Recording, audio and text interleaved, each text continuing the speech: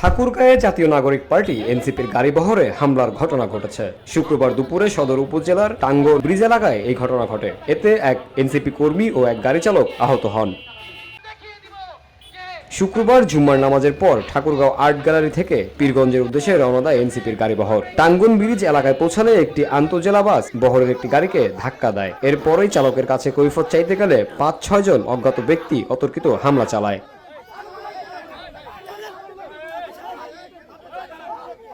ট্রেনে নিয়ে যায়, তারপর আমার গাড়ির চাবিটা নিয়ে যায়, চাবিটা ধরার চেষ্টা করি, ওই লোকটা চাবিটা নিয়ে দৌড় দিয়ে তখন ওই যে বাসে যে লোকগুলো ছিল, যে দুষ্কৃতিকারীরা ছিল, তারা হামলা করে ২-৩ জনের মতো আহত হয়।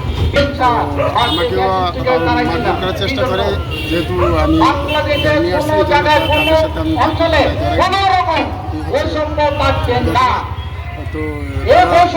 তারা কারা চিনতে পারছিলেন?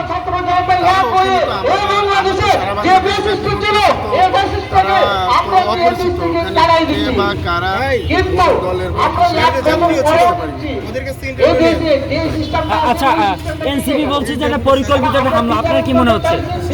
পরিকল্পিত হামলা হয়েছে, পরিকল্পিত হইতে পারে।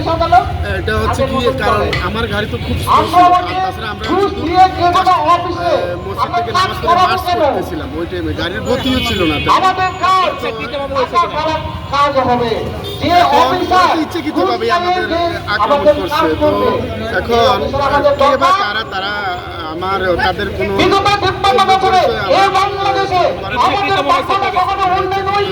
এই হামলাটা করছে।